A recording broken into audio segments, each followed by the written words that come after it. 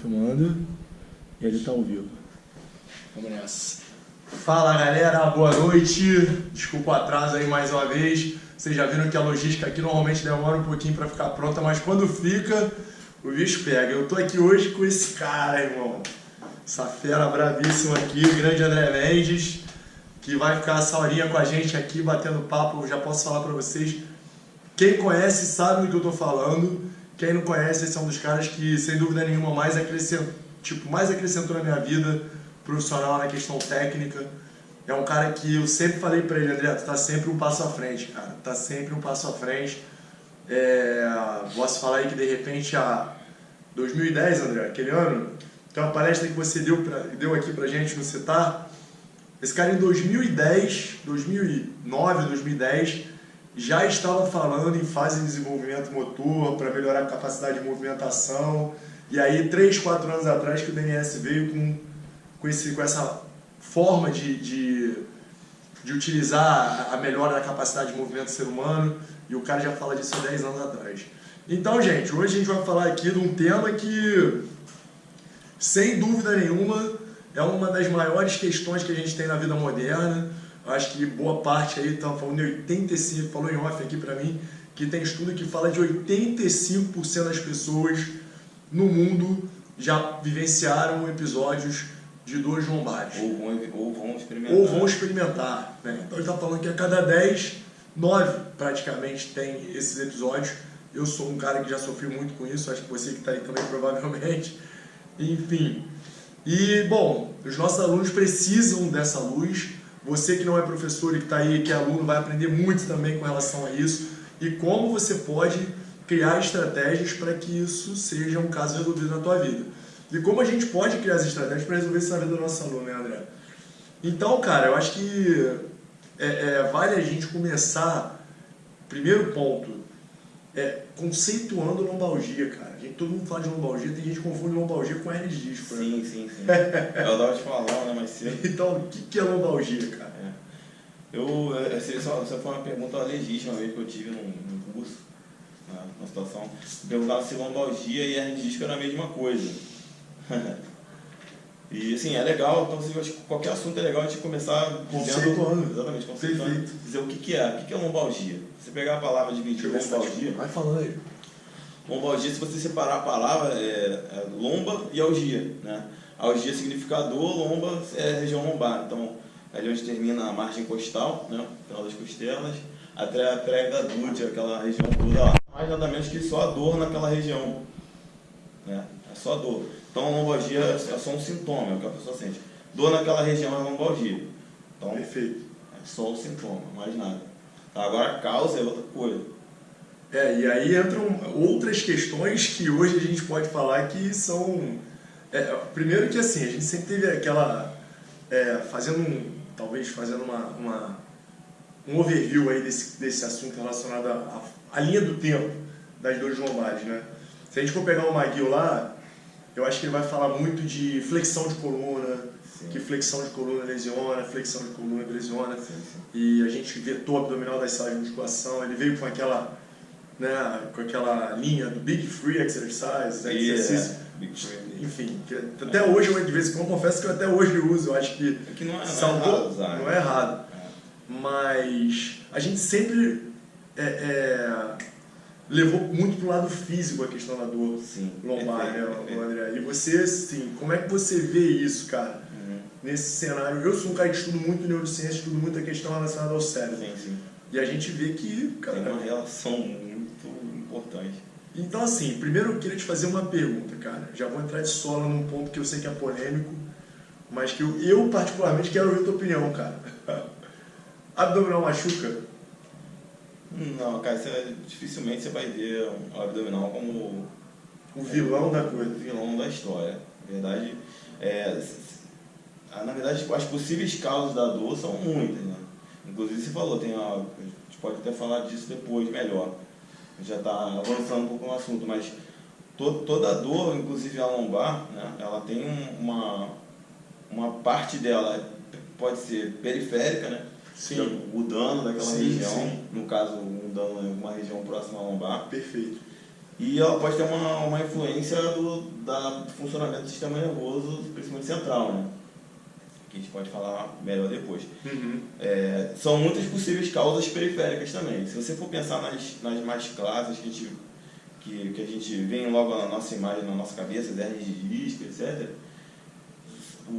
assim, a questão também depende de vários fatores. A hernia de disco, se ela acontecer assim, de forma traumática de uma vez, vai ser um acidente. Um acidente é uma coisa catastrófica. Exatamente. Um disco ele tem capacidade para suportar até 13 mil newtons. Então dá mais de 1.000 quilos. Que é bastante coisa. Só que você tem que calcular um monte de coisa. Tem que calcular o posicionamento da vértebra em relação ao outro. Cesariamento. Exatamente. O impacto, por exemplo, uma corrida, tudo isso aumentando a carga de newtons. Não é só o peso que você bota nas costas, né? Mas sim, acho difícil que você movimentando um movimento específico seja responsável. Na verdade, provavelmente vai ser um conjunto de hábitos, né? Por exemplo, voltando a falar da hernia de disco, acho que é o caso mais fácil de ver a cabeça. O mecanismo de lesão está mais ou menos bem descrito.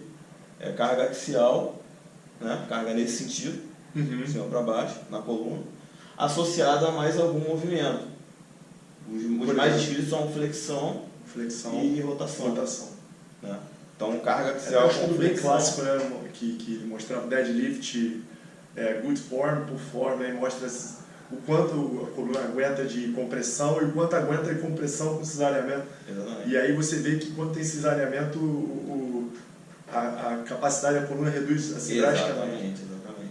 Mas então assim, cara, porque eu estou te perguntando isso? Estou até perguntando, relatando até um caso que eu ouvi de um colega recente, que falou que foi passar um abdominal bem simples para a aluna dele e, pô, Beto, cara, eu passei abdominal e assim, ela travou. E eu falei, cara, mas como? Tipo, passar um abdominal muito simples, sem peso. Então dificilmente a gente pode afirmar que, cara, isso é o abdominal que faz isso. Tem vários outros fatores que se a pessoa já tiver essa questão do biopsicossocial, eu queria que tu tentasse dar uma elucidada pra gente, André, do biopsicossocial, cara. Então, assim, não é só bio, não é só físico o sintoma, o mecanismo de dor. Vou tentar dar um passo atrás pra gente falar. Sim. Tá? Vou falar, eu gosto de falar de forma bem simples, né? Acho que fica mais fácil não fica chato. Começar a falar de um termo técnico. Perfeito. Toda dor ela pode seguir um modelo simplificado. Você tem um dano, por exemplo, estou batendo um prego com um martelo. Aí, sem querer, eu bato com um martelo no dedo. Tá? Então, você tem um dano naquela região, você vai levar um sinal lá para o eletroquímico, lá na estrutura nervosa, vai até o sistema nervoso central. Para interpretar o... Exatamente. Aí, o que a gente enxergava uns anos atrás?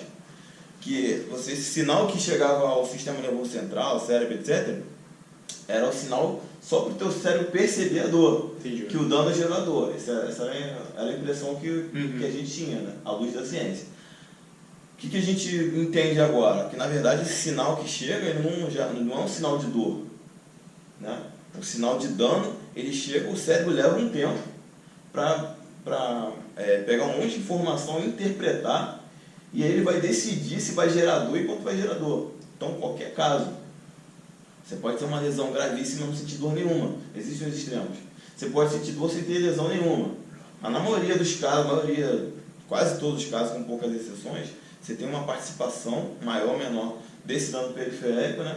Desse dano na parte, alguma parte do corpo, e a participação da parte central, né? Como é que o cérebro interpretou e para que ele gerou a dor. E aí você precisa daquele sistema de alerta lá para algumas situações. Inclusive para proteger de danos maiores, né? Sim, a dor, o sistema de dor é importante. A dor é importante para o ser humano. É importante a galera entender isso. Sim, a dor incomoda pra caramba, coisa que ninguém gosta de dor. Mas o sistema de dor é extremamente importante pra gente. Uma comparação que eu acho legal é a seguinte, é do alarme de incêndio. Tá, imagina, você tem um alarme de incêndio aqui. Essa comparação é excelente. Que o Mario, inclusive, ele fala muito no livro dele então, sobre esse mecanismo de... É um alarme, entendeu? Tem que te alertar. Se o alarme de incêndio toca na tua casa, ele é barulhento, ele é chato pra caramba. Mas você não pode achar ele ruim por causa disso, ele tá te alertando. Acabou lá, porra, tá me acordando. Que saco, pô. Não, cara, você tem que. Aquele alarme é importante pra você. Exatamente. Mas você tá dormindo, tua casa tá pegando fogo e o alarme não toca. Ele tem que tocar. Se ele não tocar. Ele tem que tocar. Aí você chama o bombeiro e apaga o fogo. A dor é a mesma coisa. E aí tem uma.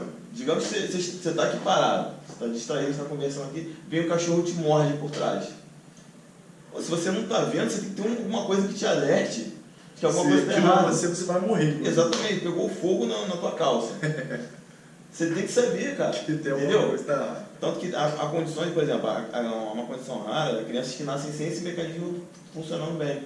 É mesmo? É, criança não sente dor. O que acontece com essas crianças? Elas geralmente ficam inválidas cedo, cara. Entendeu? Pô, fica em cadeira de roda, sempre tem lesões graves porque elas não têm noção nenhuma do perigo. Brinca com água quente, não sente nada, se queima toda, pula de lugar alto, não sente nada, começa a se lesionar todo e às vezes tem lesões permanentes. Então o sistema de dor é importante. Tá? Só que como qualquer sistema, por exemplo, tem um sistema digestivo, né? Tem que funcionar bem, tem que absorver alimento, excretar as fezes depois. Às vezes ele não funciona bem, às vezes você não consegue ir ao banheiro, às vezes você dá uma diarreia. O sistema de dor também pode falhar, pode não funcionar bem. E uma coisa que você está me falando, está me chamando a atenção aqui, é o seguinte, o sistema de dor é extremamente importante. E muitas vezes, cara, eu vejo muitos dos nossos alunos tentando burlar esse sistema de dor. Sim. Aí o cara vai direto no tarja preta para não sentir dor e vem aqui, sim, paulada no treino. Sim, sim. E aí, cara? Aí que a gente... O cara vai gravar um... Aí o que ele tá fazendo? Voltando pro mecanismo do alarme. O alarme tá ali, alarme tá tocando. O que você tem que saber? Se tá pegando fogo ou se o alarme tá com defeito. Não é? O nosso corpo é a mesma coisa. Você tem que saber se tem uma lesão importante, você tem que cuidar. Você tem que fazer alguma coisa para melhorar. Ou você tem que fazer alguma coisa para consertar o teu alarme. Como é que está o funcionamento do sistema nervoso central. Tudo isso a gente tem estratégias para melhorar. Então, o cara simplesmente desligar o alarme, entendeu? Tirar da tomada, não é o que o teu aluno está fazendo. Então, primeiro você tem que tentar, você tem que ter um mecanismo para diferenciar se é predominantemente um dano periférico, se é predominantemente central. Cada um você tem estratégia para... Ou se tem a boa participação dos dois. Os dois estão influenciando muito. Você tem muito dano e tem muita sensibilização central, ou meio a meio. Você tem que ter uma estratégia para aquilo ali. Entendeu? Então não adianta o cara só desligar o alarme da tomada. Né? Não, perfeito. E assim, André, beleza, aí o cara tem dor, você identificou que um aluno teu tem dor. E aí, como é que é o esquema? Durante muito tempo a gente levou, por exemplo, em consideração os trios anatômicos. Sim, né? sim. Avaliar as cadeias, analisar. Porra, chega aí, cara, dá uma luta pra galera. Isso. Porra, bicho. Alô, Isso aqui é o treinador mais forte, mais bravo. Esse cara, meu, o braço do cara é meu quadríceps. É um privilégio, irmão. Ele não cabe aqui Que não. onda, hein? Que isso. Pô, fica à Tem que vontade assistir, aí. vou assistir. Mestre Renan Dias, galera. Segue essa fera aí. O rei da hipertrofia. Que isso. Fenômeno. É o cara. Olha só, gente. A gente tá falando aqui, então, André, eu tava tocando naquele ponto que é o seguinte. Avaliação. Qual é a forma que você utiliza para avaliar o cara que tem dor? Uhum. Você, assim, a gente durante muito tempo levou os trios anatômicos em consideração. Sim. Eu não sei se você leva ainda hoje para avaliar as cadeias, postura em repouso, por exemplo, se isso vale, se isso não vale. Enfim, queria que você fizesse um brief aí com relação a isso. Vamos questão por questão. Postura em repouso, você acha que é um fator determinante para a dor lombar? Olha, antes de Alinhamento corporal em repouso. Antes de Não responder, postura, porque postura a gente pode estar falando de o cara ficar aqui, enfim. antes de responder, eu vou falar uma coisa que eu achei Não, importante. conduz da forma que você quiser. Cara, dor lombar, eu acho que é um dos assuntos mais estudados assim, que a gente tem na nossa área. Muito. Na área da saúde. Muito. Eu tava fazendo um levantamento ali. Esse ano saiu em média de 8 publicações científicas por dia. Por dia. A gente tem Por aí dia. já 180 dias no ano, 180 não, 210, porque já está no mês 7. Ó, esse Tá ano, falando se não me de engano, quase foram 2.000 artigos. 1.422 até Nossa senhora. hoje de manhã. Só a última vez que eu vi o médio foi hoje de manhã. Porra. 1.422. 1.422 Desse no ano, Medline. 2019, no Medline. Sem levar as outras plataformas. Sem levar em consideração as outras plataformas. No total, são mais de 36 mil. Tá? Se você quisesse, por exemplo, você não sabe sobre o assunto, você quer estudar tudo sobre o assunto em um ano, você teria que estudar em média uns 96 artigos científicos por dia. Tá? É inviável. Se você passasse 24 horas no dia estudando, você teria que ler uns 4 artigos científicos por dia, por hora. Nossa! Por hora. Durante 24 horas, durante o ano inteiro, para conseguir ler tudo. Tá? Se considerar especialista. E o que acontece? Você vê que nem os maiores especialistas, os caras mais renomados, eles conseguem ver tudo. Eles não conseguem acessar todas as informações, que sai muita informação. Tá? Assim, aquelas diretrizes, aqueles guidelines que a gente tem, aquelas recomendações, mais ou menos recentes, que estão mais ou menos atualizadas, a gente tem umas 17 hoje. E elas falam coisas diferentes. Entendeu? Porque o volume de publicação é muito grande. Então, os grandes especialistas têm que dar um posicionamento da Noruega, da França, o europeu, enfim, um monte. Da Universidade de Michigan tem uma corrente de posicionamento. Eles não têm consenso. Então, os maiores especialistas do mundo não conseguiram ler tudo. Outro dia alguém estava falando do curso do McGill, que teve alguém falando, o McGill não sabia do artigo tal. Cara, ele e nem ninguém vai conseguir saber tudo sobre esse assunto. É impossível. Estou falando, cara, os caras que mais estudam isso. Pois é. Horrores, eles deixam passar alguma coisa. Entendeu? E além disso tudo, os estudos você vê resultados um pouquinho diferentes uns dos outros. Então, qualquer coisa que você disser, nesse assunto, há como alguém mostrar uma referência contrária. Perfeito. Qualquer coisa. Perfeito. Tá? Então, ciência é isso, na verdade. Ciência é isso. Mas tem coisas que são muito bem estabelecidas. Então a gente tem que tomar cuidado. que... É o seguinte, por que eu gosto de falar sobre essa questão? Porque eu dou uma informação aqui, às vezes a pessoa quer usar aquela informação a ferro e fogo. Sim. Pode ser que amanhã saia um negócio que mude tudo. A gente tem que analisar o todo. Né? Aí respondendo a tua pergunta, qual é?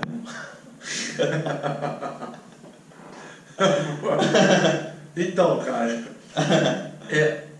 aquelas avaliações que a gente faz Sim, no trilhos. Vamos ver, aí você vê na postura, repouso. Mais aduzido para um lado, com uma rotação. Na postura e repouso. Isso influencia no teu ponto de vista. Que você acabou de deixar claro. E é uma coisa que para mim já está muito bem estabelecida. A gente tem pessoas, eu conheço grandes nomes que falam que sim e grandes nomes que falam que não. Mas você, para mim, é uma das maiores referências que eu tenho com relação a esse assunto. E para mim, a tua opinião é muito importante. Mas, e para a galera que está aí também. Aí sim, tem algumas linhas, né, em relação a isso. Tem o grupo, para mim, o grupo que está mais avançado nesse assunto hoje, se você buscar os estudos mais relevantes que tem hoje em dia no Medline, você vê que a maioria, muitos estão sendo orientados pelo Paul Rhodes, aquele cara que criou, falou de drawing, lembra? O livro antigo, tem gente que fala, o Paul Rhodes é antigo, é ultrapassado. Tá aquele livro dele de 20 anos atrás. Esse cara está voando, exatamente. Ele está voando, o laboratório dele é muito bom. As publicações dele são top. As mais top, você vê, geralmente ele está lá no meio, ele está como orientador. Ele tem alguns estudos do grupo dele e outros que tem alguma semelhança, que mostram o seguinte: quando você corrige essas questões mecânicas, mesmo quando a dor não é totalmente proveniente de lesão periférica, você tem melhora dos sintomas, dos sinais e dos sintomas. Então, segundo o Rhodes, essa correção é interessante. É interessante. Legal. Aí vamos lá, vou falar do outro lado também. É porque assim, eu estou falando até, né, a gente nem falando muito de lombar, mas já falando, por exemplo, do Janda, síndrome cruzada alta. O Janda veio com aquela teoria da síndrome cruzada alta e teve uma galera recentemente batendo em cima, falando que isso não quer dizer nada, anteriorização de cabeça não vai machucar cervical, ombro, a rotação de ombro, a protação da escápula, isso não vai influenciar no ombro, enfim, cara, cara, a parada tá meio bagunçada, né, cara? Cara, tem uma coisa que é interessante, assim, eu acho que isso tem um ponto positivo pra caramba, né? Porque se sai alguma coisa nova, todo mundo se inteira, que não é fácil isso acontecer. Né? Saiu uma coisa recente e foi pro público. Então saiu um negócio interessante que mostra um possível outro lado. Eu acho legal trazer para a discussão, acho muito legal, sempre. Falando do ombro, né, por exemplo. Então, assim, houve estudos, por exemplo, que falavam do mau posicionamento da escápula não geraria lesão, né, uma relação. Não, o McQuaid, né, teve o McQuaid falando isso, teve a Curso, teve uma série de meio que confrontos assim, né? Do cara. Não, mas... Esqueci, mas tá em casa, vambora. Contrário, tá filmando o gigante. Volta aí. Segura, pô, melhor. Segue. Onde a gente tava? A gente fica aí. Ele tá vivo, não quebrou não. Já tava, vambora. Ah, sim. Aí acontece, se você for analisar, o que acontece? O cara pega uma informação, um contraponto novo, aí quer extrapolar como tudo mudou a partir de hoje. Dificilmente alguma coisa vai mudar assim da noite pro dia. Sai um estudo e mudou tudo. Aí você tem que avaliar o todo. Por exemplo, esse estudo aí que você falou, se você avaliar bem, o cara fala assim, a discinesia não causa lesão. Só que ele estava usando o conceito de cinesia que não se usa mais há décadas. Entendeu? A discinesia, como a gente trata hoje, que é a movimentação excessiva das cápsulas, etc., é muito difícil você bater nisso, dizer que não tem relação, porque o simples fato da escápula abduzir em excesso reduz o espaço subacromial, tem compressão excessiva naquelas estruturas, na busta, etc. Então, os mecanismos de lesão, né, os periféricos, são bem descritos e acho difícil que vai mudar alguma coisa, o que gera a lesão. O que a gente vem vendo de diferente é que essa lesão não necessariamente causa dor, ou aquela dor não é proveniente daquele grau de lesão. O que a gente vê hoje, na real a lesão, o dano na periférica, o dano na estrutura, nunca é 1 para 1 com a dor. Nunca é. Entendeu? Você tem dano de, vamos inventar uma unidade, que dano de 5. Então a dor vai ser de 5? Não. A dor pode ser de 1, pode ser de 10. Entendeu? Aí o que acontece? Aí tem gente extrapolando. Né? Não que eu ache... Estou trazendo para discussão. Claro. Então, assim, a gente tem trabalhos interessantes que mostram. Para mim, os dois lados da moeda são... a gente tem trabalho que mostra que se você fizer as correções posturais, você tem melhores sintomas. Isso é bom? Ótimo. Para mim é bom. É ótimo. Tá? Aí tem gente falando que não faz diferença. Vai fazer mal? Se não faz diferença? Não, tem gente falando, não faria diferença. Então não vai fazer, né? Sim.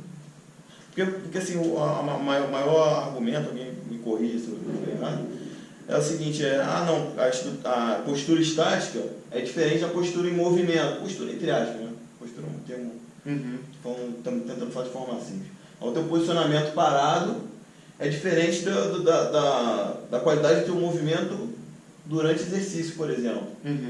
Tá? Pode ser diferente. A gente vê que a maioria das vezes na prática, uma coisa leva a outra. A maioria é esmagadora. A gente tem um caso que eu me lembro aqui do nosso colega, alô Lucas.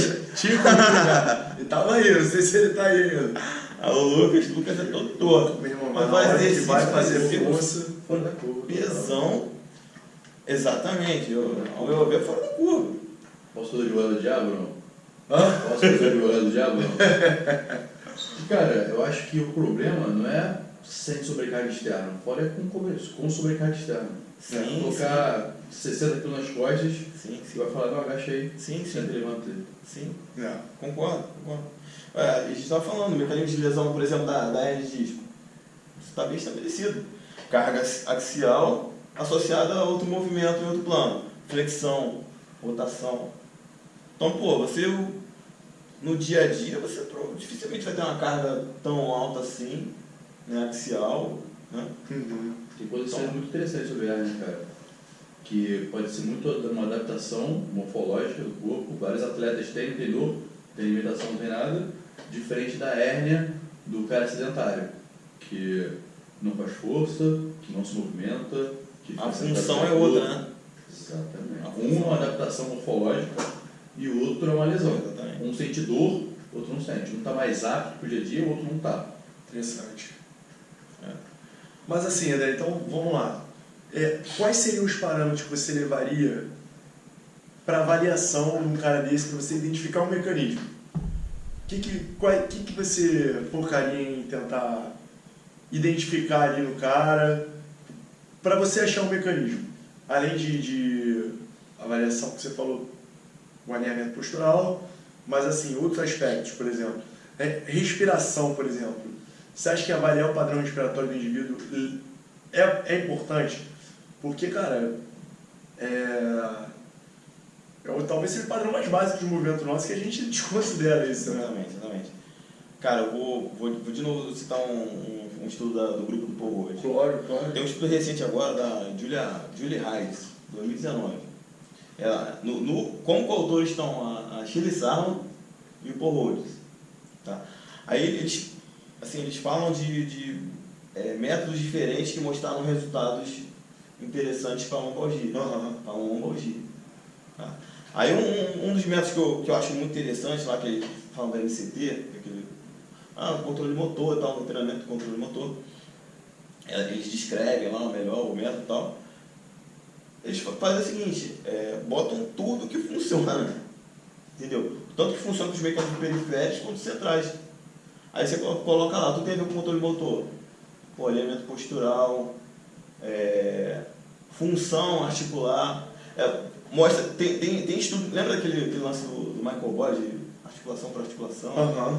Tá faltando joint by joint, né, o contínuo mobilidade e estabilidade. Tá faltando mobilidade do quadril, provavelmente isso vai afetar a estabilidade da região lombar, aquela região próxima. Isso vale. Tem os estudos que começam a investigar isso, a sensação que às vezes, André, que a galera é meio que assim, surgiu coisa nova, esquece paga tudo. Aquilo ali não serve. Cara, a quantidade de alunos que eu já reabilitei de lombar, seguindo uma guia, cara, porra, sim. Foi enorme, bicho. Sim. Enorme, sabe? Aí assim, é o que eu te falei, esse é um assunto que tem muita profundidade. Profundidade enorme. Mas vamos lá, mesmo numa situação que você tem uma grande sensibilização central, a dor em si, ela causa estudos interessantíssimos, que mostram só o fato da dor existir, ela muda o controle motor. O fato da dor existir, sem investigar qual é a causa, qual é a origem. Então você muda o padrão de ativação, você começa a ter excesso de ativação, a maioria das vezes de músculos mais superficiais, então começa a ter mais rigidez, muda a velocidade de ativação de alguns músculos. E você tem estudos que mostram que quando você tenta focar no que você está vendo de fora, né, entre aspas, nos padrões funcionais, as disfunções que estão lá, a curvatura, etc., você tem melhora nos sintomas. Entendeu? Então, não estou dizendo que só o periférico é o suficiente. Claro. Tá? Mas eu estou querendo dizer que o periférico também é importante. E como eu te falei mais cedo, quase todos os casos você vai ter participação desses dois mecanismos. Né? Então, você trabalhar a parte que a gente já trabalhava, de exercício, de correção, de execução, de função. Então, você perguntou da avaliação, né? Tem uns testes para você ver se a dor ela é mais central, mais periférica. Tem estudos que mostram que a validade não é tão boa do teste. Mas, se a maioria dos casos está dentro dos dois, você tem estratégias de busca, você pode usar os dois. Pode, ao meu ver, deve ser usado sempre. Entendeu? Se você pode corrigir curvatura, posição de repouso, postura, entre aspas, corrigir o disfunções. O cara tem pouca mobilidade no quadril. Trabalha isso. O cara tem pouca estabilidade lombar. Trabalha isso. Depois, coordenando a ação das outras articulações do corpo, dos movimentos, com qualidade de movimento. Isso tem mostrado bons resultados. Legal. Tá?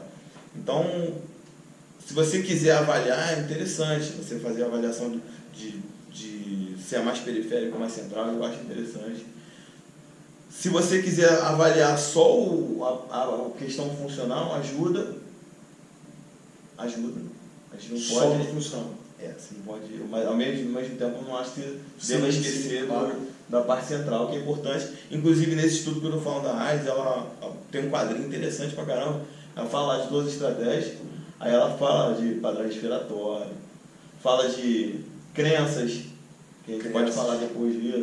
Esse era um ponto que eu já ia entrar agora, cara. Mas termina aí. Crenças, atitude mental, que, assim, para quem não está estudando um assunto, é meio assustador, né? Muito Pro leigo, é muito difícil eu explicar para o meu aluno. Vamos falar disso, né, Casquito? Sim, porque, cara, André, essa questão que você acabou de falar foi até um dos motivos de eu começar a estudar neurociência. Por exemplo, cara, eu vejo a galera do CrossFit, por exemplo, cara, eu vejo muita técnica de movimentos bem agressivos, não tão bem executadas, e eu vejo a galera sentindo muito menos dor do que numa sala de musculação com uma carga que é metade do que, sabe? Com execução às vezes mais Beleza, controlada. às vezes acontece. Exatamente. Mas ali o cara não está pensando que, não sei, o cara não está nem pensando muito que, vou sentir dor. E o cara tende a só sentir quando a coisa está bem crítica já, né? Talvez, assim. Enfim, você falou de crenças. Isso influencia o cara a sentir dor. Posso desenhar aqui? Porra, lógico. Se puder aproximar aqui, Renan, pra galera ver aí o que eu gosto. Eu vou tentar aqui, deixa eu pensar aqui rapidinho. Cara, seguinte, deixa eu tentar aqui. Imagina que isso aqui é uma amígdala, aqui. Galera pesada aí, hein, André? Caloso. Vamos ver aqui.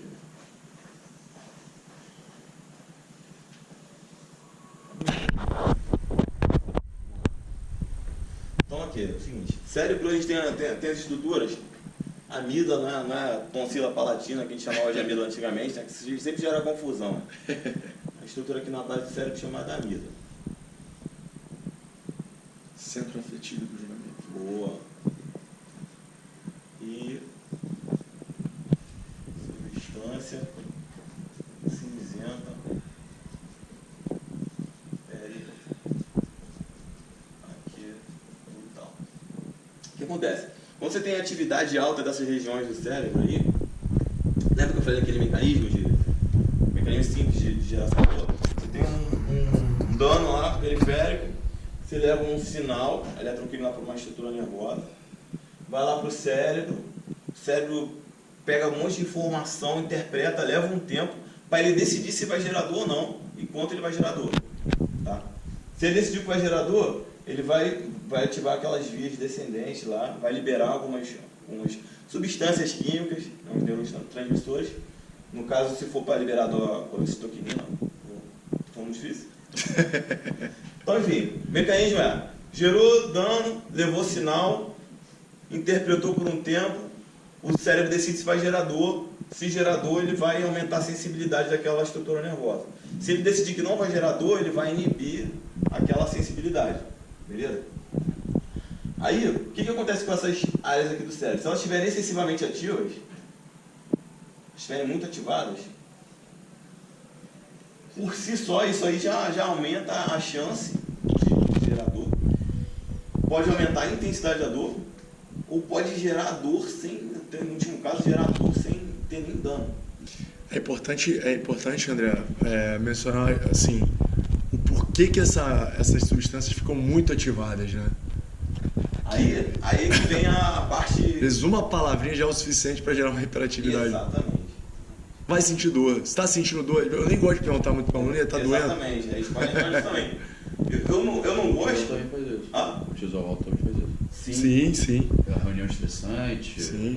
Trânsito, estresse crônico mesmo, Mesma né? coisa, Estresse. O que acontece aqui? Para que serve a amígdala? A amígdala está relacionada a memórias de dor, né?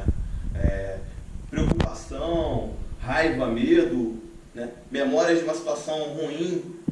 Tá? Isso é um sistema que é importante pra gente, como a gente falou. Mas se ela estiver excessivamente ativa, ela por si só ela pode ou aumentar muito a chance da dor acontecer, ou simplesmente ela gerar dor. E então, situações como raiva, atenção excessiva àquela região, tipo, caramba, será que eu vou sentir dor? Tá? Isso aí já aumenta a atividade daquela região. Tá? Tem um estudo que eu acho interessante pra caramba. Os caras fizeram o seguinte: pegaram 2 grupos, aí falaram para o pessoal assim, ó, vou passar um creme aqui na tua pele e ele é feito à base de uma pimenta mexicana muito forte. Vai doer pra caramba. Beleza? Caraca. Beleza. Aí passou e no outro grupo falou nada. O grupo que ele passou o creme era um creme hidratante normal. Sentiu dor pra caramba, todo mundo relatou dor. Nossa. E fizeram exames de imagem no cérebro, as áreas de dor estavam todas ativadas, todas. Só pela sugestão que, vai doer. Então só a expectativa da dor foi o suficiente para gerar dor em pessoas normais. Pô, tinha um método de... Em guerra, que nem eu pra falar onde estava, ligava uma motosserra, a pessoa de costas não estava vendo nada, vou cortar tua perna, ver com algo gelado, encostar a pessoa... Queimadura também, usava isso, queimadura. Pensava que a pessoa estava e falava, e a pessoa não estava perdendo nada. E sentia dor pra caralho, suava mesmo. Suava. E não estava acontecendo, fisicamente não estava acontecendo nada. Mas, tem um filme que mostra isso, do Chuchu. Ele pega um picolé, e fala, o cara tá de costas, ele liga um maçarico e ainda bota um maçarico na carne com o cheiro queimado. Exato. O cara começa a gritar. O cara sente o cheiro da carne queimando. Ele começa a gritar desesperado. Exato. Enfim. Tortura. Exatamente. E o cara sente. E assim, não é. O que é importante, acho que frisar, e que é muito difícil explicar, e eu acho até que tem que tomar muito cuidado para falar isso pro teu aluno, é o seguinte: você falar desse mecanismo aqui pro cara é muito difícil, eu acho bom ir bem devagar. Porque o cara pensa o seguinte, você fala assim, cara, tua lesão não é tão grave assim. O cara sente dor pra caramba, ele tá falando assim, pô, tá falando que eu não tenho lesão, que eu tô inventando, Eu já vi isso. que é coisa da minha cabeça. Entendeu? Então tem que tomar cuidado. E a medicina até um pouco tempo atrás, inclusive a gente devia, assim, não estou criticando ninguém, até porque a ciência não vai chegar tudo de uma vez para todo mundo. Mas tem muita gente que age, tem muita gente que age sem pensar nesses fatores, né? Fala assim, a lesão tem a ver com a dor e a lesão é a mesma coisa. Tá? Vamos investigar aqui, vamos fazer um exame de imagem. Pô, tem a lesão lá, então a tua dor acontece por causa disso. Tá? Às vezes o cara... Então, isso também tem dado científico, né? O cara pega o exame de imagem, o laudo, ele piora. Porque ele aceita que ele tem a lesão, que ele está ferrado, não sei o que lá. Ele começa a tomar muito cuidado. Você não pode agachar. Aí o cara, todo dia, ele faz isso aqui, para sentar na cadeira. Ele agacha. Não dói nada, né? Não sente nada. Aí na academia não tem peso nenhum. Vamos agachar sem peso? Ai. Falou agachamento, já dói. Porque isso é incrível. já falaram pra ele que ele não pode. Entendeu? E o tal do, não, porque minha perna, meu joelho ruim e meu joelho bom. Cara, falei, você, é clássico. O joelho ruim eu só chamo de bom. E o outro é o ótimo, é o perfeito. Mano. Pô, pelo amor de Deus, né? Meu joelho ruim. Não, e a minha lesão, a minha dor, então o cara não... O que acontece? O cara às vezes é comum, tem estudo. É um pertencimento maior do que meu irmão. Exatamente. E tem estudo mostrando que, tipo assim, dor crônica, a maioria, a lesão já foi embora. O cara não tem mais lesão, mas ele ainda tem a mesma dor. Ele não acha que tem a dor, ele tem a dor de verdade. Isso é mensurado. Se fizer os exames de imagem lá no cérebro, as áreas estão todas ativadas. Ele sente dor de verdade. Então, se você for pensar em sensibilização central, que é isso aqui,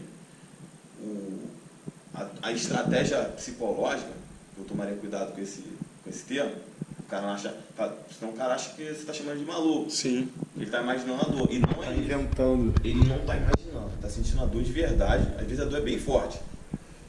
Mas tem a ver, às vezes, mais com isso daqui do que com algum dano, por exemplo, na coluna lombar. Não, perfeito. Certo? E esse mecanismo potencializa, né, André? Pode potencializar. É o que você falou, às vezes a gerar. lesão é 5, se o cara tiver num quadro desse aí, então você, por exemplo, O cara que está mais suscetível, tem o nível de estresse mais elevado, é mais suscetível à dor. Né? Perfeito.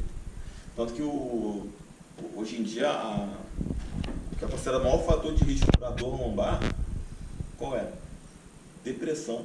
Depressão. É a inatividade. Perfeito. E a depressão leva à inatividade. E aí, ó, depressão é uma atividade absurda isso aqui, ó. E tem o oposto também, né, cara? Foi o que ele falou do CrossFit. Que é a inibição dessa área. Exatamente. Quem nunca viu o cara que, tipo, militar. Eu tenho um aluno que é militar, tá? Se estiver assistindo aí, ele foi militar a vida inteira. Cara, eu já estava estudando esse assunto, né? Aí eu falei pra ele um negócio, teve uma lesão seríssima no joelho, acho que teve um... Não tô lembrando o que houve. Eu sei que assim, abriu uma ferida muito grande, um joelho muito grande. E o médico foi fazer um procedimento assim, bem invasivo, cara. Álcool iodado por dentro e tal. Eu falei, e você, cara? Ele, cara, lá na Marinha, quando a gente sente dor, a gente começa a rir. A estratégia nossa. Começa a rir, Falei, caraca, que maluquice. Aí depois eu pensar, caramba, eu vou testar essa parada, cara. Sário Betão gosta, hein? Meu irmão, eu fui testar em mim. Eu gosto. Caraca, toda vez que sentia dor, começa... Cara, libera endorfina. é assustador, cara. Porque Sorrir libera endorfina. Isso é completamente contraintuitivo, cara. Bizarro. Isso aí, se você falar isso pra alguém, ninguém vai acreditar, cara. Parece coisa de... Misticismo, né? Exatamente, parece maio e feitiçaria. E não é. Chamou André Mendes. Não é. Tá? Então toda vez que você estiver preocupado, ficar esperando sentir a dor, ficar pensando se tem a dor, falar que vai doer, tudo isso aumenta a tua atenção, aumenta a atividade disso daqui. Aumenta a atenção para aquela região, você já aumenta a sensibilidade daquela região automaticamente. Tá? Você ativa essa área do cérebro. Então você pode potencializar a dor, uma dor que já existe um dano, ou você pode até gerar dor dependendo do caso. Tem mais um dado que acho que é interessante, tem a ver com isso. Existem algumas causas possíveis para a dor lombar. Os estudos mostram que tem estatísticas diferentes, mas em média, 90% é não específica. Ou seja, não tem associação com nenhum dano periférico, você não consegue associar, não consegue ver nenhuma lesão importante. 90% dos casos de hospitalização, o cara não consegue associar lesão nenhuma. Aproximadamente 90%, a maioria, quase todas. E tem outro dado também que é semelhante a esse número aí, que é de sedentário. A maioria sedentário. Eu até tenho assim, uma suposição minha, agora isso aí não tem dado científico. Eu acho que na nossa área, a gente como professor, pode ser que esse percentual seja diferente. Tá? Porque isso aí são dados, tipo assim, o cara sentiu dor, vai para o hospital, vai procurar um médico. Não é o nosso caso. O cara não sente dor, sai de casa e vem procurar academia. Né? O cara geralmente ele já quer treinar e fala assim, pô, eu tenho esse laudo aqui. Ou ele está treinando e sente dor.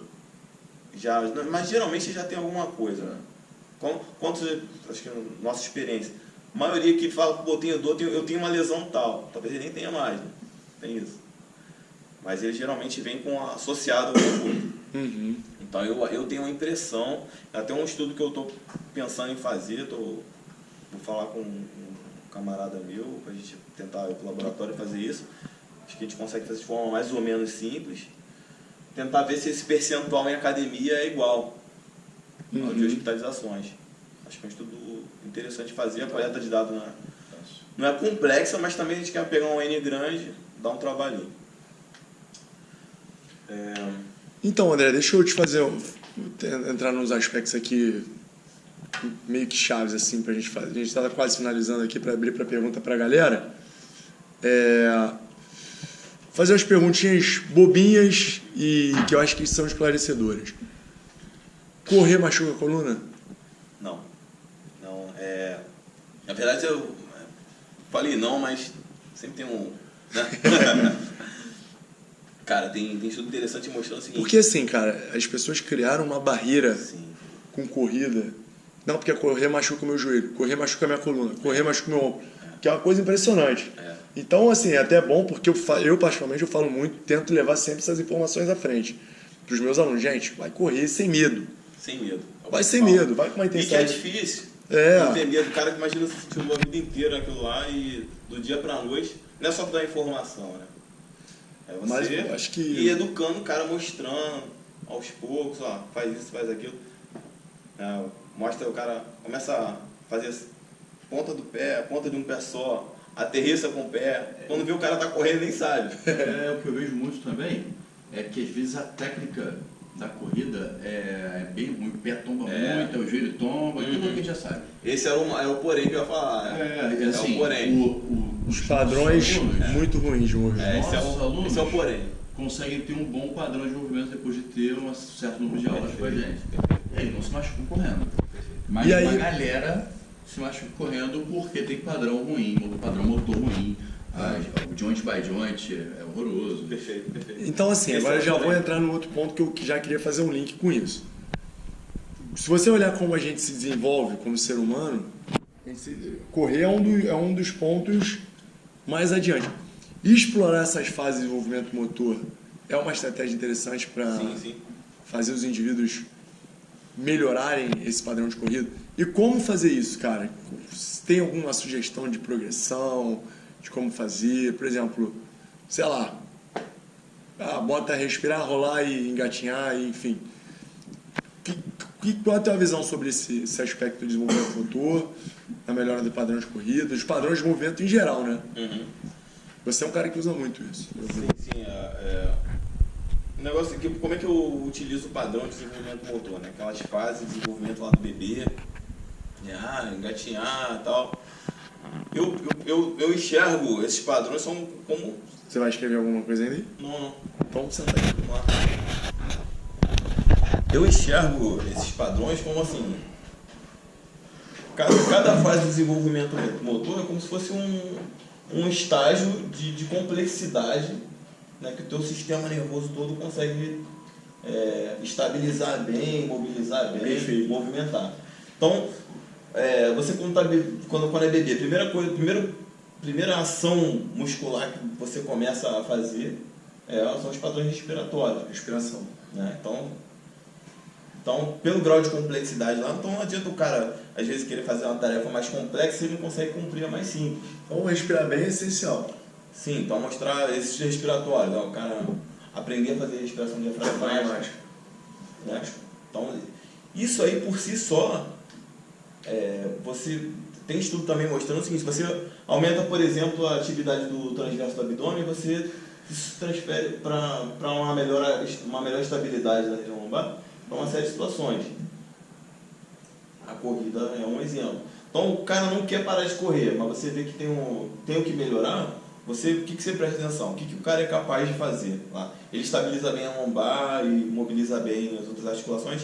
Em qual daquelas posições lá que todo mundo ou a maioria passou quando era bebê? Entendeu? Essa é uma estratégia, principalmente se você estiver pensando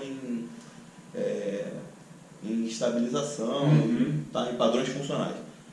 Outra, você pode perceber, aí você tem que conseguir fazer uma boa avaliação funcional na corrida, né? E ver o que está faltando. O que é comum faltar na corrida? Tem a ver com a nossa sociedade, assim, com nossos hábitos.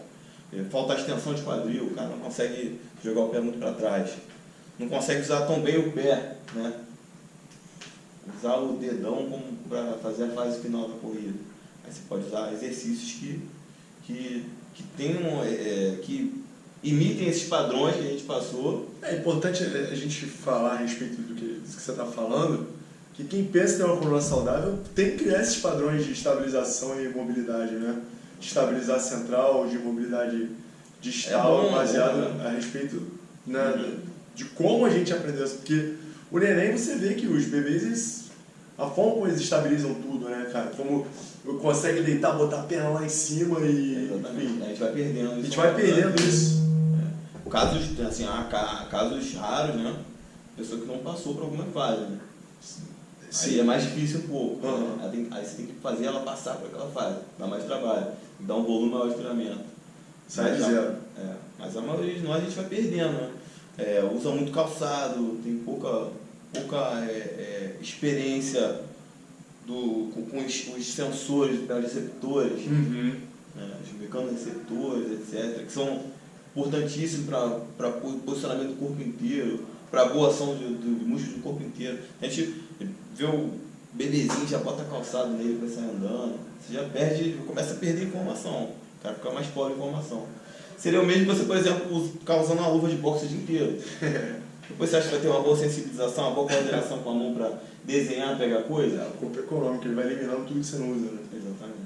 E outra coisa, Andrezão, deixa eu te perguntar aqui a respeito de hérnia de disco, cara, porque, cara, quem tá vendo aí, caralho, meu irmão, tô com hérnia de disco, acabou a vida. Normal. Não é? A Sensação é essa? É muito cara, comum. se acha inválido. E pra Eu, sempre. por exemplo, cara, eu falo por mim, eu tenho 2 hérnias e assim, eu tenho uma vida normal, cara. Jogo meu futebol, meu irmão, sou que nem um boi bandido jogando bola, meu irmão, corro que nem um louco. Luta, né? Pô, faço minha luta, pô, agacho pesado, acho que não tem nada. Bem, né? Entendeu? Então, assim, o que você pode falar a respeito de hérnia, cara?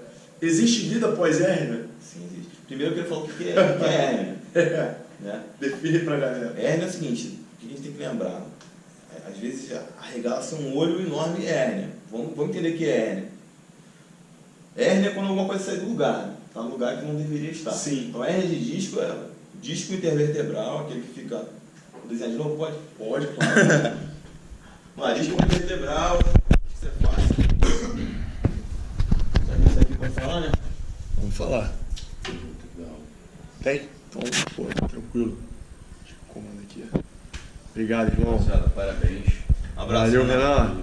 Até a próxima. Juntou. Então a gente tem lá uma Galera, já pode mandar a pergunta aí já, hein, galera. Quem tiver pergunta pro André Mendes, manda aí. Vamos lá. 2 ossos numa vértebra, outra vértebra. Entre uma vértebra e outra tem um disco lá. Para que serve o disco aqui? Ele é como se fosse um colchão d'água, né? Uma estrutura fibrocartilaginosa. Para quê? Para absorver impacto e para conseguir dar mobilidade à coluna, né? Uma vértebra conseguir se movimentar em relação à outra. Aí se você olhar de cima o disco, essa estrutura aqui, ó, parece um disco meio, parece um biscoito. De cima você olha isso aqui, ó. Aí você tem uma estrutura aqui que é o núcleo pulposo, né, que é como uma espécie de gel, né, uma proteoglicana. E em volta você tem um ânulo fibroso, que são uma série de lâminas, assim, né? São várias camadas. Então a hérnia de disco é quando ou o núcleo pulposo ou qualquer outra parte do disco está numa posição que não deveria estar. O núcleo pulposo se desloca, né? E o disco ele sai da posição que é o espaço intervertebral. Então o que é espaço intervertebral? Espaço entre uma vértebra e outra. Então ele sai desse espaço daqui, tanto para cima, para baixo, quanto para cá, para fora. Tá para fora desse espaço. E aí você tem os tipos de hérnia, né? A protrusão, a extrusão e o sequestro. Tá? Eu já ouvi perguntas, por exemplo, qual a diferença de protrusão e hérnia? Tá? Protrusão é um tipo de hérnia, é um grau de hérnia. Tá? Aí vamos dar um exemplo aqui. O tipo de herniação mais comum que a gente tem é quando você tem fissuras aqui nesse sentido, ó, radial. Aí o que acontece? O núcleo pulposo ele passa a fazer isso aqui, ó.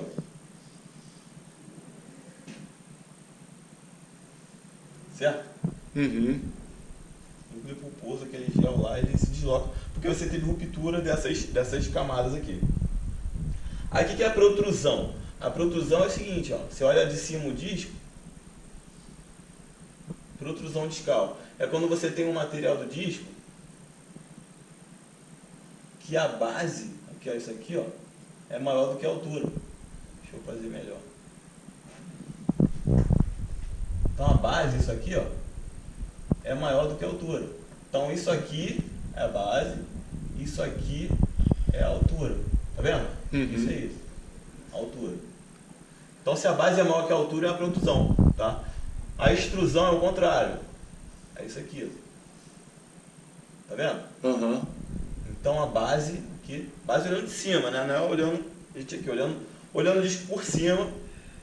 Então você vê essa base daqui, ela é menor que a altura. Tá? Então a base aqui é isso, a altura aqui é isso. Tá? E sequestro é quando você tem aqui, por exemplo, quando você tem descontinuidade do disco, como se fosse isso aqui, ó.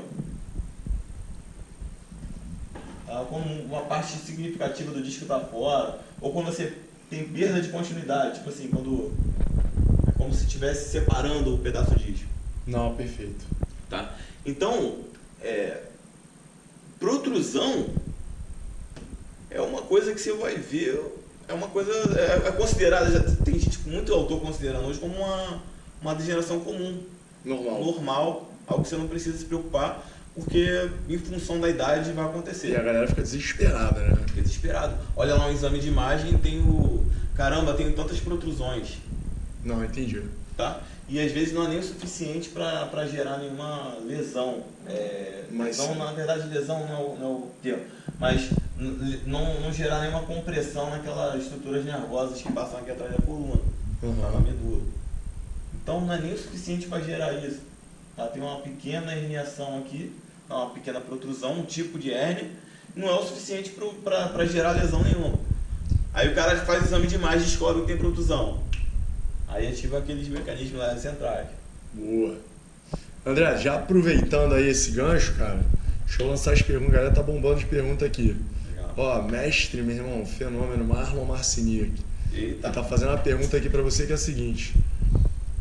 Diante desse quadro aí que você desenhou, cara, é possível isso aí regredir? Sim, sim. A hérnia pode regredir? Sim, há estudos que a maioria dos casos, com tratamento conservador, tá, com exercício, etc., a maioria dos casos você tem regressão. Na maioria dos casos você tem regressão? O prognóstico é muito bom. Isso, inclusive, é uma coisa importante para você falar para o teu cliente. Entendeu? A maioria dos casos, ela regride. Desde que se você faça fizer o tratamento adequado para isso. Né? Se você continua com o mecanismo lesivo, pode ser que ela regenere e ocorra novamente. Entendeu? Mas os mecanismos de cicatrização existem. Não, perfeito. Respondido aí, Marli? Que é comum, sabe o que eu achei interessante? É comum o cara falar assim, eu tenho uma hérnia. Aí o cara vem com um laudo de 10 anos atrás. 10 anos atrás. Será que ele tem mesmo? De repente não tem mais. De repente nem tem mais, né? Exatamente. Boa. Aqui, André. Cara, vamos lá, vamos aqui devagar. Ó, professor Luan Marcos, Luanzão esteve aqui com a gente recentemente. Deixa eu ver aqui, Luan. A pergunta dele é a seguinte, André. Marlon mandou, tira muita onda. Glúteos fracos, pessoas tensos, conseguem impedir a extensão de quadril? Se sim, substituir esse padrão de extensão de quadril por extensão lombar passa a ser um fator para obter dor lombar? Se ele tem uma extensão de quadril reduzida e começa a compensar fazendo extensão de coluna. Sim, isso é um padrão de lesão, André? Na verdade, não necessariamente de lesão, né? Mas é um padrão que funcionalmente não é interessante. Se você está sobrecarregando, está gerando... Se você não estende o suficiente quadril, você vai estender excessivamente a coluna lombar. Né? Você não consegue utilizar o glúteo máximo da forma que ele deveria, a articulação não está funcionando da forma que ela deveria, consequentemente as articulações lombares não vão funcionar da forma que deveriam. Então a função das vértebras lombares principal, a primária, que é conseguir ter boa estabilização, a pessoa não consegue fazer em algumas situações. Então isso pode influenciar aqueles mecanismos que já foram descritos de flexão excessiva, por exemplo, de movimentação excessiva. Na situação que você precisaria ter uma boa posição de uma vértebra em relação à outra, você não consegue manter. Certo? Mas ele falou sobre glúteo, né? Ele falou, por exemplo, que esse desequilíbrio, né, de o glúteo fásico com psoas tônico, assim, uma hipertonicidade aí de psoas, esse desequilíbrio de flexores e extensores, né? Sim, eu tenho dúvidas. E quase amnésia glútea. Essa é a ordem quem nasceu primeiro foi a galinha. Sim, também tem isso. Né? Se você perguntar a minha opinião, o que eu acredito que na verdade é que na maioria das situações esses músculos se encontram nessas situações, o contrário, por conta da má utilização e não o contrário, não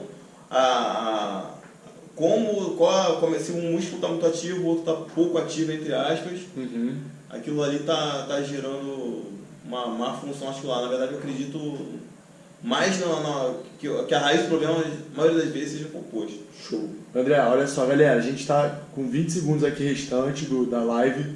Eu vou encerrar e vou reiniciar, então vocês podem voltar aí para a gente terminar de responder as perguntas aqui, beleza? A gente já vai responder, encerrando a live e retomando. Encerrando aqui, né? Porque a gente tá irado, irmão. Tá chegando junto. Porrada de pergunta. E agora tá voltando aqui. Mas aqui tá gravando ainda, se quiser fazer alguma careta pra galera aí.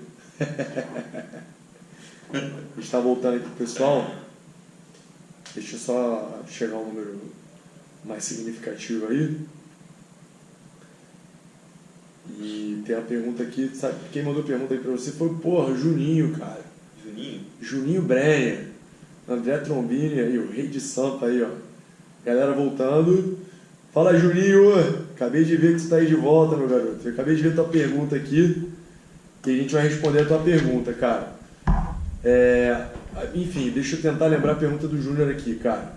Thiaguinho Miranda chegando aí. Opa! Fala, Thiagão. Aí, Black Belt, Flip Shoulders.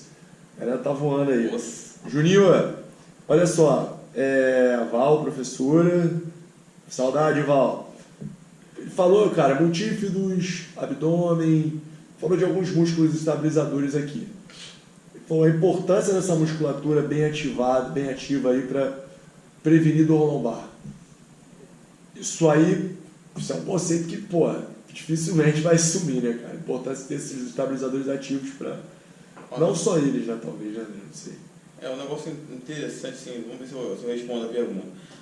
Daqueles posicionamentos todos que eu falei, aqueles guidelines, aquelas diretrizes, dos mais recentes, dos 17 que tem, se não me engano, tem uma série de recomendações, né, sobre medicamento, sobre cirurgia, etc. Uma série de atividades, acupuntura, fisioterapia. O único consenso dessas diretrizes é a prática de exercício. Esse é o único consenso. Uhum. Outra coisa em relação ao assunto, como eu tinha falado antes, você percebe o seguinte: quando você tem lombalgia, você tem estudos que mostram que automaticamente o padrão motor muda, né? A atividade desses músculos muda. Você começa a ter, a maioria das vezes, excesso de atividade dos músculos mais superficiais, reto abdômen, eretores espinhares maiores, teoricamente para prevenir excesso de movimentação daquela região. Uhum. E você tem outros estudos que mostram que se você combate esse padrão ruim, né, se você restabelece um bom padrão motor, você reverte ou diminui sintomas. Então, sim, você tem estudos de prevenção, você tem falando que exercício é a melhor forma de prevenção.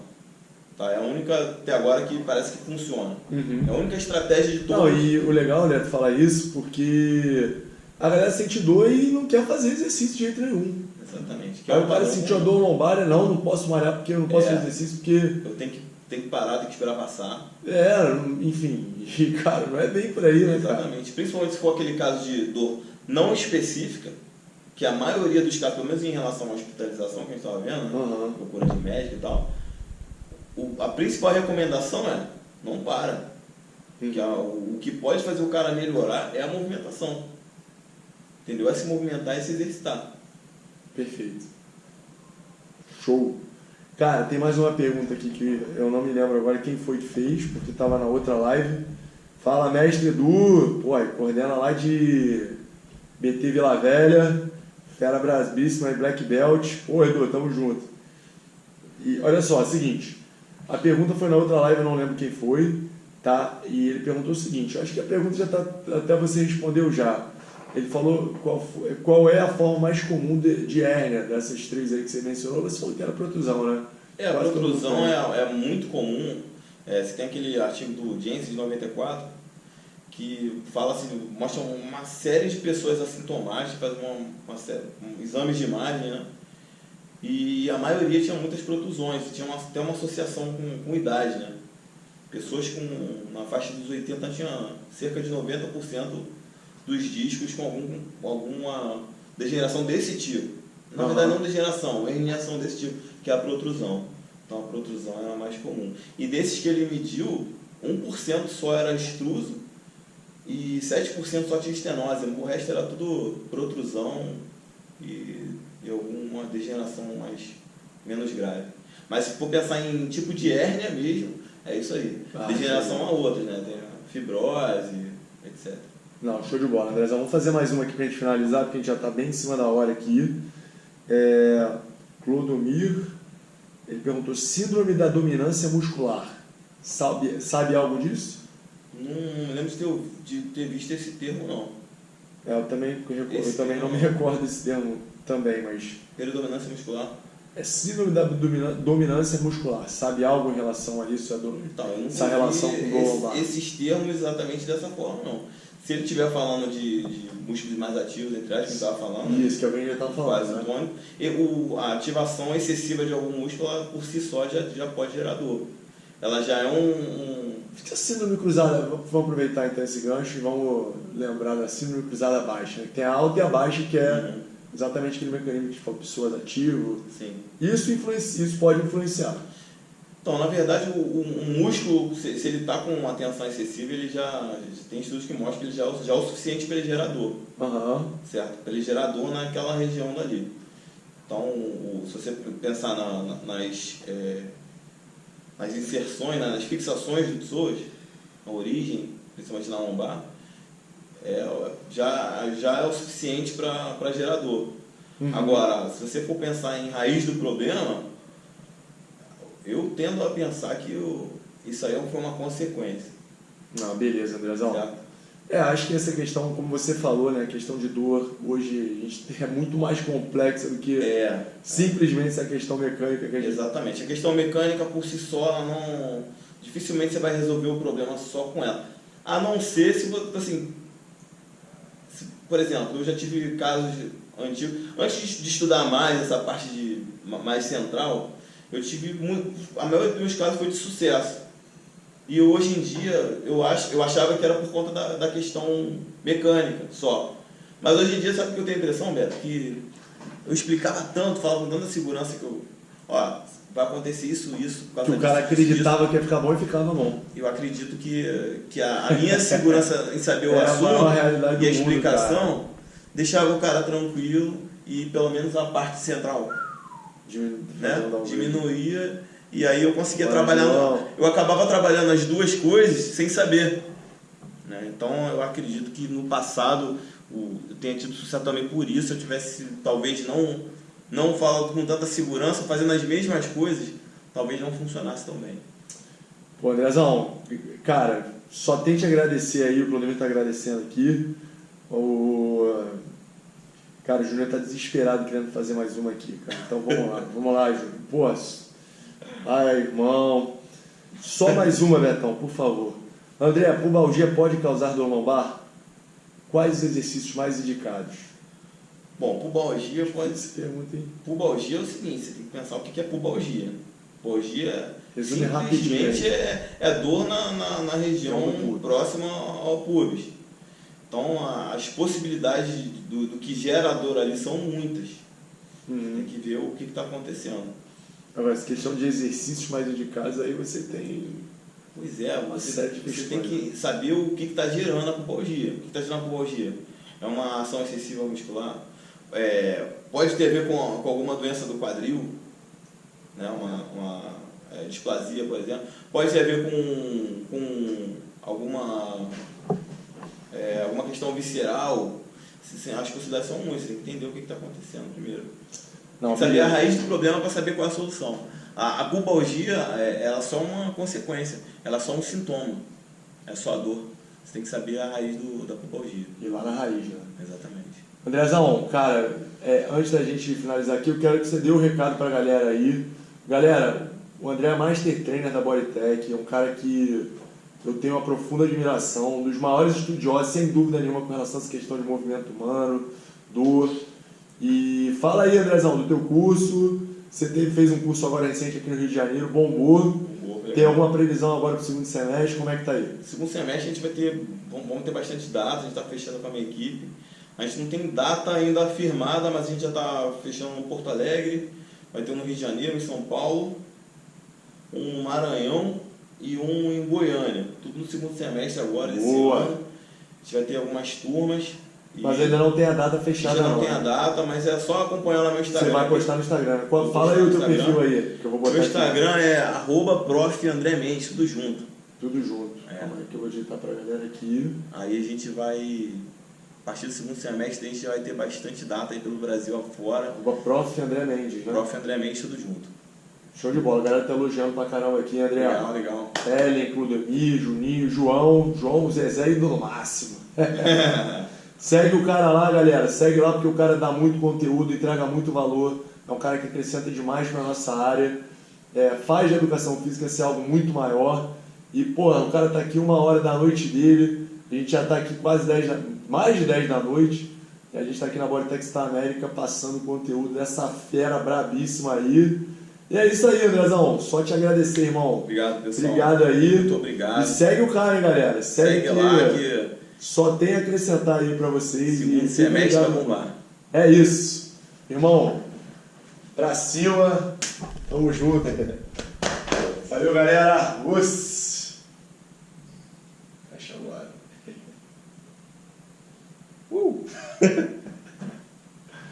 Irado, irmão. A galera elogiou pra caralho aqui. Ficou maluco, irmão. Deixa eu Deixa eu fechar essa parada.